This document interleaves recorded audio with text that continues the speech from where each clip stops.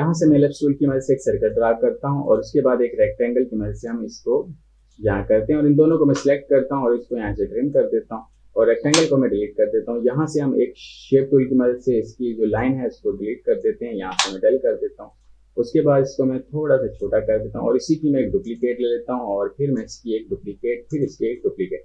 उसके बाद यहाँ पेन टूल की मदद से हम एक लाइन ड्रा करते हैं और इसको मैं खत्म करने के लिए एस्केप का बटन दबा देता हूँ। फिर यहाँ नोड ऐड करते हैं और फिर यहाँ नोड ऐड करके इसको हम ये कर देते हैं और इसको खत्म करने के लिए एस्केप का बटन दबाता हूँ। फिर मैं यहाँ इसकी एक डुप्लीकेट कॉपी ले लेता हूँ और उसके बाद यहाँ से हम इलिप्स टूल की मदद से एक सर्कल ड्रा करते हैं, इसको मैं फिल कर देता हूँ और उसके बाद मैं इसको यहाँ ऊपर ले आता हूँ। उसके बाद इन सारों को मिस्टेक करके F12 प्रेस करके मैं इनकी आउटलाइन को 3 पॉइंट कर देता हूँ, ये देखें। और इसको हम थोड़ा सा कर्व कर देते हैं शेप टूल की मदद से। मैं माउस से राइट क्लिक कर रहा हूँ और टू कर्व, और इसको हम यहाँ से पकड़